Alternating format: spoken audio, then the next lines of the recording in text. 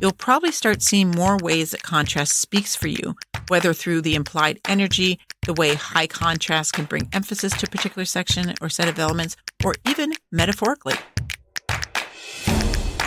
Hello, all my various and uniquely divergent creatives. Thank you for joining me on the Sage Arts Podcast.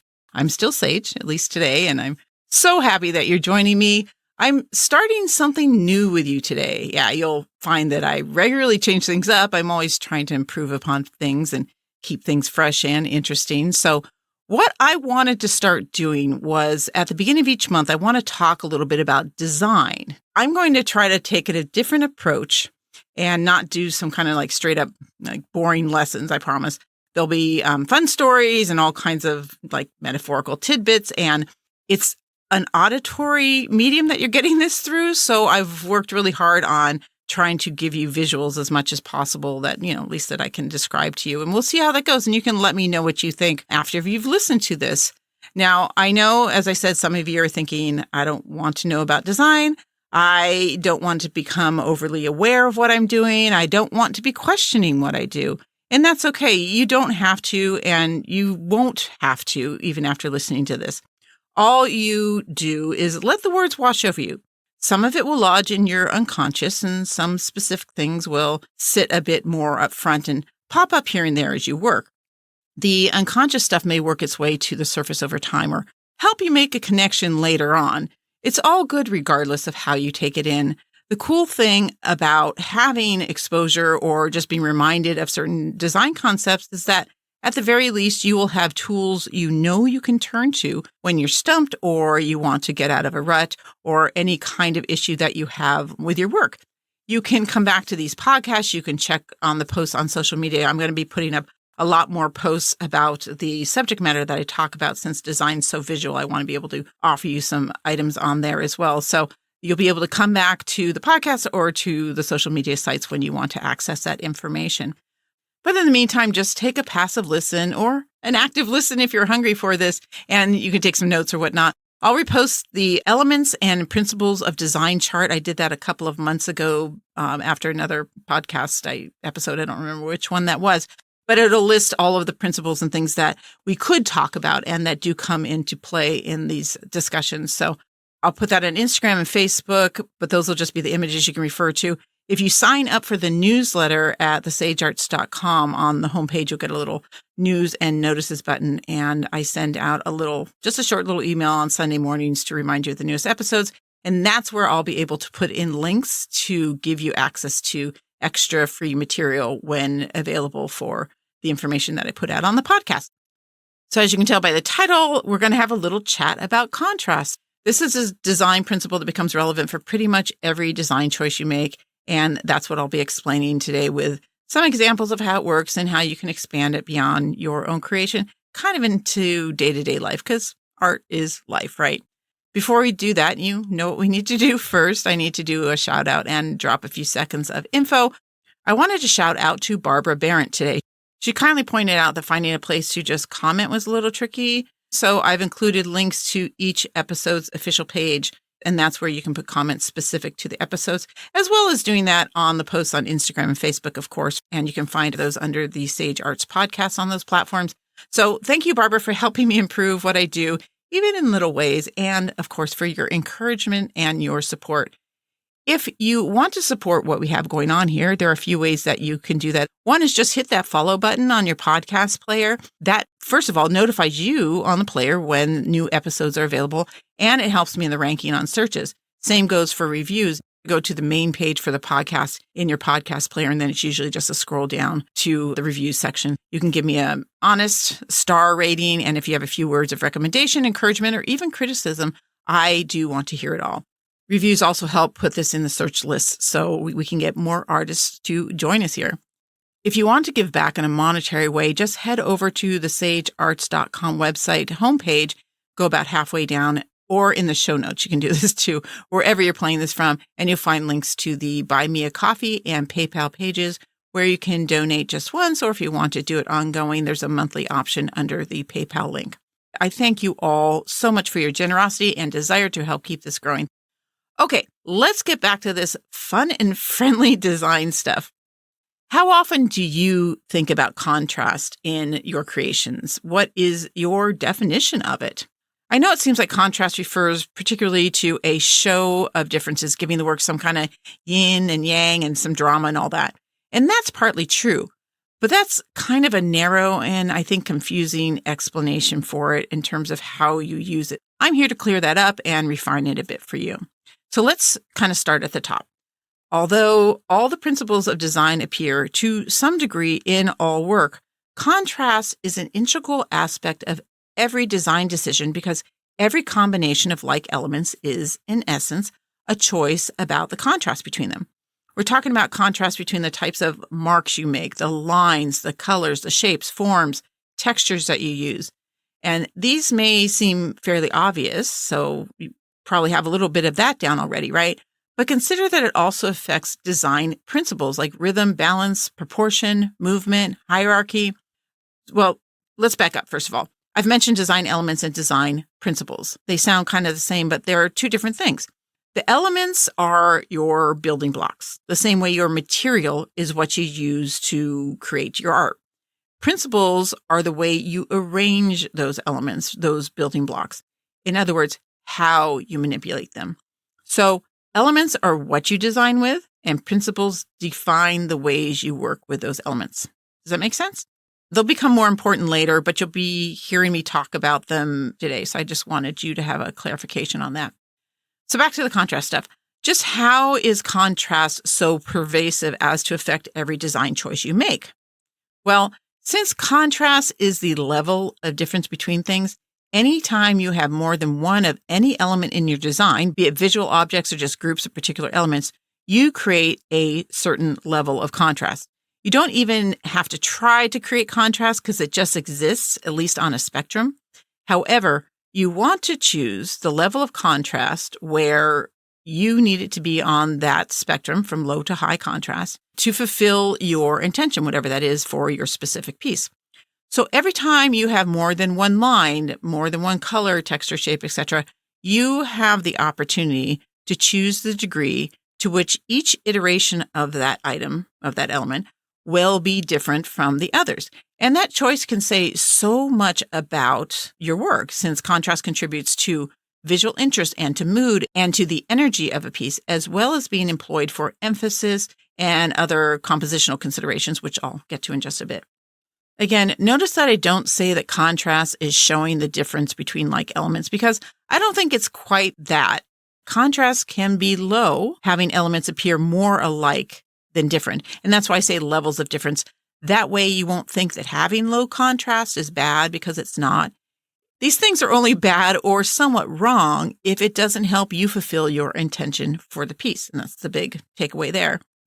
If you are confused by this reference to intention, by the way, go back to episode 1 because absolutely everything in making art, in your creative life, even in your creative business, even if you have one, is rooted in your intentions for each of these areas. So that's a super, super important lesson for all of us as artists is to pay attention to our intention. I do need to make note that some noticeable contrast is likely to be an important part of your work, but it doesn't have to be something super obvious like colors or values like the lights and darks, right? But differences are what we as viewers are looking for. It helps inform us as to what's important and allows you to manipulate how something is seen. And don't worry, that probably doesn't make a lot of sense right now, but I'll have lots of examples here in a minute to kind of explain that. But yes, you can have a little contrast or no contrast, and it's still a contrast choice. Huge differences between elements like black and white, for instance, of course, big and small, rough and smooth, busy and simple. These can be high contrast, but you don't need high contrast to have a successful piece. Yes, a lot of contrast can add drama and interest, but if you don't want drama and you want the interest to, like whisper and not shout, then low contrast is probably the language that you'll want to primarily use. Now, noticeable contrast is usually desired, but it can be with one of the more subtle elements.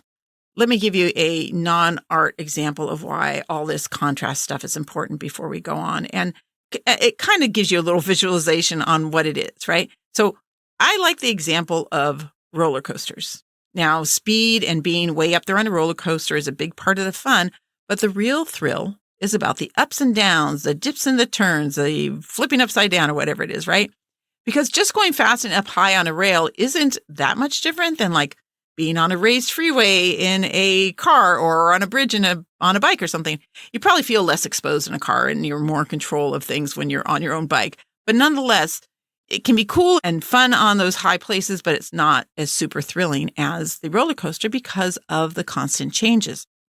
There is this scene in the film Parenthood. And when I brought up roller coasters, I bet some of you thought of this. It's a movie from 1989 where the grandmother of the main character, who's played by Steve Martin, tries to impart some really brilliant wisdom through a roller coaster metaphor. She basically tells him that she likes roller coasters because they're scary and stomach-turning and exciting and thrilling all at the same time. Because you go up and down, things aren't steady like it would be if you were on a merry-go-round. It's just a lot more thrilling to have the contrast in the ride. That's what makes contrast so useful. It gives us differences to discover and highlights the kinds of ups and downs of the visual characteristics of the work and makes it more exciting. Another thing contrast does is it allows us to manipulate how things are seen.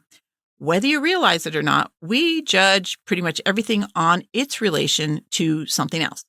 For instance, you could have a really good burger at a fast food place, but that same burger would probably be considered awful in a high-end $50 a plate restaurant, right? That's because the fast food burger is compared to other fast food burgers when you're choosing like a drive-through option. But compared to other things on a high-end menu, it's just not up to par. I think kind of the same way about vacations. I hear people say they wish they could stay at their vacation spot forever, or they look forward to retirement because they think it's going to be one long, relaxing vacation. But here's the thing. Vacations are only as amazing as they are to us because we compare them to our everyday lives.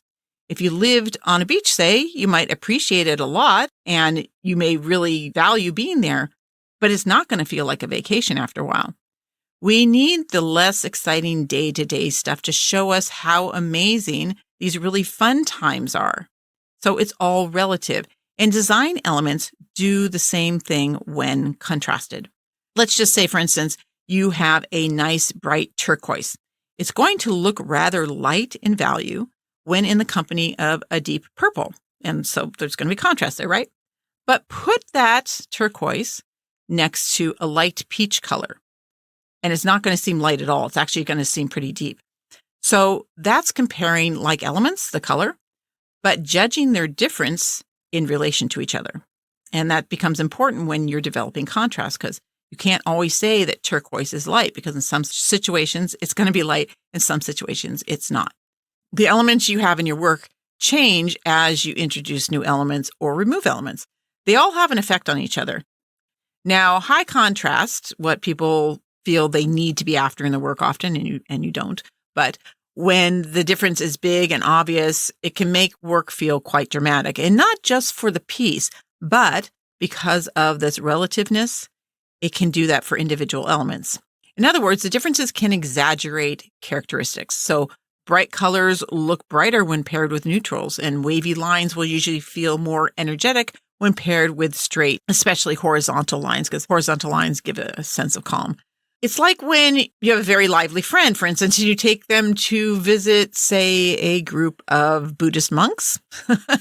Your friend's lively banter may now seem loud and obnoxious in the quiet meditative gardens with those Buddhist monks, but it may seem rather meek if you took that same person to a punk rock concert that night.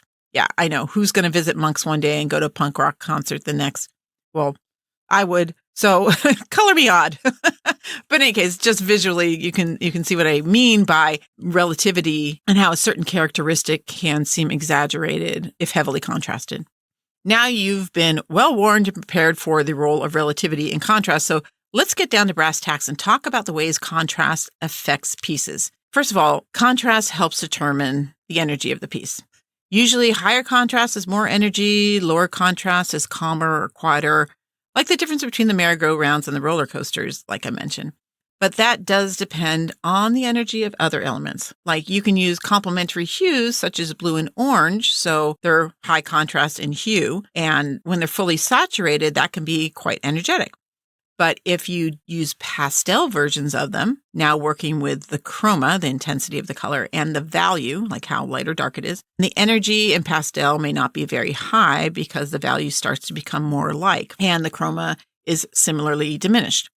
Now, if you took orange and blue and you did dark versions of them, like adding a lot of black to them, the pieces could feel heavy, which also can bring down the energy because, again, the values are starting to become closer. So yeah, you can fine-tune a lot of the contrast by tweaking various characteristics of your elements to collectively create the energy you want. But yes, contrast greatly manipulates the energy in your work. It can also create tension, very closely related to the energy, especially when a lot of your elements and principles are high contrast. And I'll give you an example in just a moment, but let's get through a few more of these points. Contrast is also super important when playing with the principles of rhythm and movement. Because remember, relativity plays a role so much in these things that if you have something like solid and still, like a rock, and it looks big and heavy, and it's outlined with a steady, definitive line, and then next to that you have a ton of tiny shapes or wavy, erratic lines like an ocean or like waves, the movement of those busier elements are going to be emphasized. And the order in which those lines appear, if the waves are like small, large, or straight, wavy, straight, that creates a rhythm among the lines. And that kind of rhythm is only possible if there are differences in the line, if there is some contrast. So you develop a rhythm based on the amount of contrast that you put in there, or the lack of it. And that's true even of super low contrast, which comes across like a regular beat, right? Like the bars of a cage or petals on a flower. There's little or no difference in the repeated shapes. Put some contrast into the rhythm and you have more energy and movement. So it actually feeds back to the show of energy, right? Contrast can also help develop a hierarchy. It can show what's most important to least important in the work, which will help you lead the viewer's eye around because we as viewers look for direction. We think, what is this about? Where's the focus? And then we check out everything else based on what we see as the focus, at least commonly. And the contrast can help by emphasizing elements through comparisons, like the things that are bigger, that are brighter, that are more fluid, that are more energetic, etc., will stand out.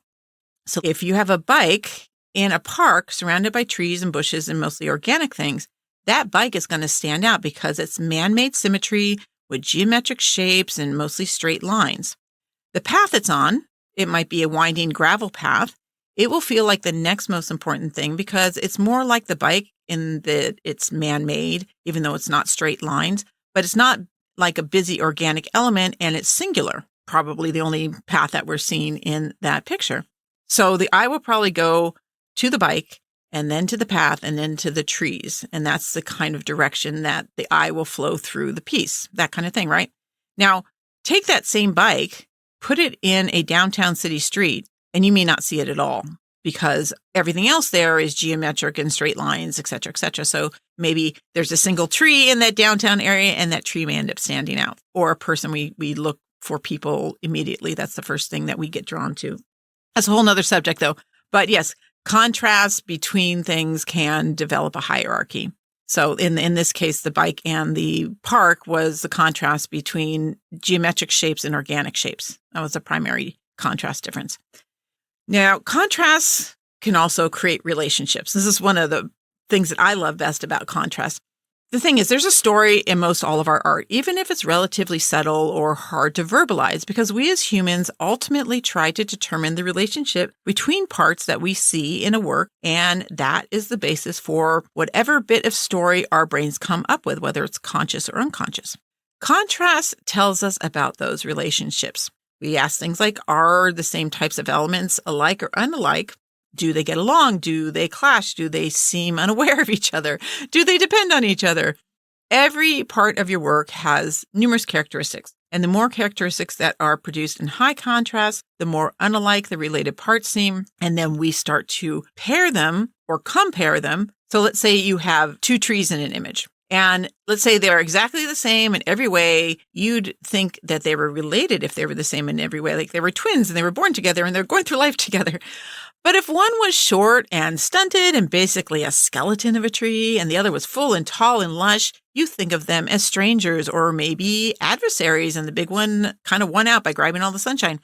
But if they're just as tall and just as lush and everything else is the same except for, say, the color of the leaves, we start to ask why. Why is this one green and the other one is, say, yellow? Is the tree with the yellow leaves just anxious to get a jump in on fall weather, or is it trying to be unique and stand out? Is it sick? Did the other tree cause its sickness? Does the other one care? Yeah, maybe my brain goes there and yours doesn't, but that's basically what we're doing, and sometimes it's very unconscious. So you see how contrast creates possible scenarios in the viewer's mind, even if we're not fully aware of it, but it does affect the viewer and the impact of the story of your piece. Those are kind of the big things on how contrast can help you manipulate what people are seeing in your work. But how do you bring all that together? There's so much stuff and they all depend on each other and they're all relative to each other. Well, let's do a quick design. Let's take a piece and let's just use circles and squares and let's just use black and white. So this could be a painting, it could be art jewelry, it could be a photograph, mosaics, even ceramics, whatever. Just put this in context of your own medium. So visualize squares and circles and black and white. And let's say they're all the same texture. They're all flat matte. You have high contrast in shape and you have high contrast in value, right? Circles and squares, obviously, and black and white, obviously. It's rather high energy, right? Because there's lots of contrast. Well, then you have to question, does the fact that the texture is all the same with no contrast, does that diminish the energy? And you can say, yeah, you could increase the energy by having a bunch of different texture, but because texture kind of recedes to the point of not being noticed sometimes because it's kind of like a background in many ways, the texture doesn't diminish the energy all that much. Now, if all the shapes are the same size, and size is a principle of how the element is being used, what size you choose for it, it ends up feeling like a pattern and not a composition. Not a picture with something to say or something to be discovered, because there is not enough contrast to create principles like rhythm or any type of identifiable composition. And that means there's no interesting relationships. Now, go and vary the size of those circles and squares.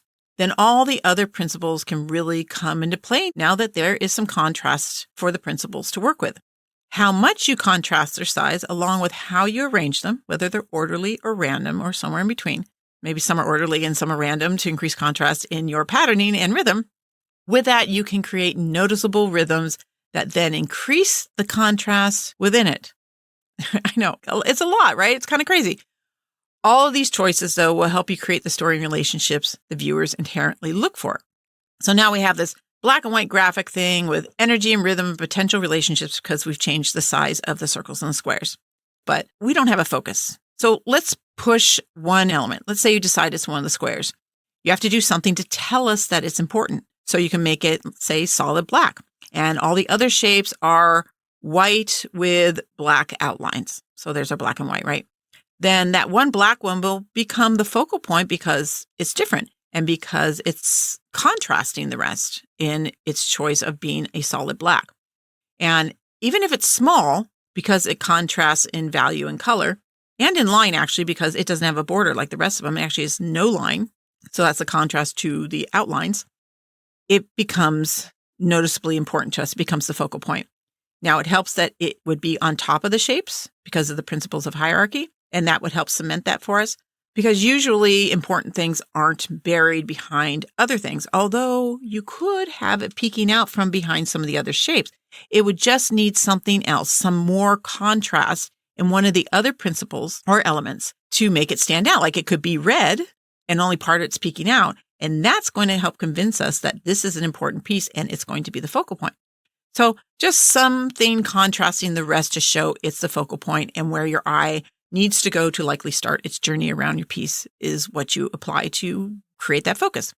Now, I know this is hard being all auditory, but hopefully you can see hints of what I'm referring to in terms of the many ways that contrast affects your design. Now, does it make you super curious to go run over to your studio table or go look through your past work or your works in progress and see what contrast is doing for you there? If so, that is a great thing to do, and I very much encourage you to go take a look at your work and see how you've been using contrast. Now, when trying to determine the role of contrast in any one piece, consider how much energy, how much tension and drama your intention needs in that piece, what it is you're trying to do, and how much it's going to need of those things that contrast can give you. then look at your elements of design for options to increase or decrease contrast as needed if you don't think your intention was met. So you go in and you can adjust the characteristics of your different marks, your lines, your shapes, your forms. Shapes or 2D, forms or 3D, colors, textures, and then check as you make adjustments to see if the relativity of all those elements has snuck in and kind of pushed things a little too far. So I bet you're seeing that contrast, like everything else, is part of a mix of decisions that all have to play well together. I do find contrast a great place to start, though, since it can help you make decisions in so many other areas. Once you work with contrast as a guiding decision for other choices, you'll probably start seeing more ways that contrast speaks for you, whether through the implied energy, the way high contrast can bring emphasis to a particular section or set of elements, or even metaphorically. So, it's kind of a lot, isn't it? And I did promise I'd try to keep this as simple as possible, but it does make it a little complicated having to do this auditorially. So like I said, I will post things on the social media sites and in the newsletters to help you out with that. And you can do your own research as well. My main hope is that you become more aware of contrast and that you know you have control over it.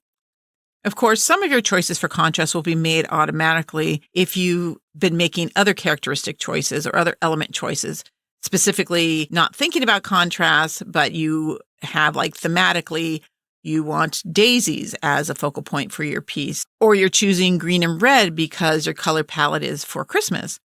If you do something with repeated daisies, for instance, it'll dictate a rather low level of variation because of the sameness of the primary motif that you're working with.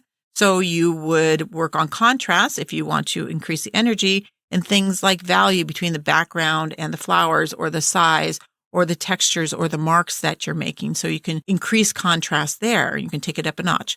And Christmas colors, they're already high contrast because red and greens are opposite. So if you wanted it to be a kind of calm piece, it might be a little difficult to make it serene, starting from that color palette. So consider how much you use. Quantity is one of those principles that can also affect it. So you can just do, like, say, a lot of white, especially if you want to do like a lot of snow in it. And then you use those main colors, red and green, as more of accents, and that'll take down the energy a notch. So you have all those other elements to work with to increase, decrease energy, bring emphasis, all those kinds of things.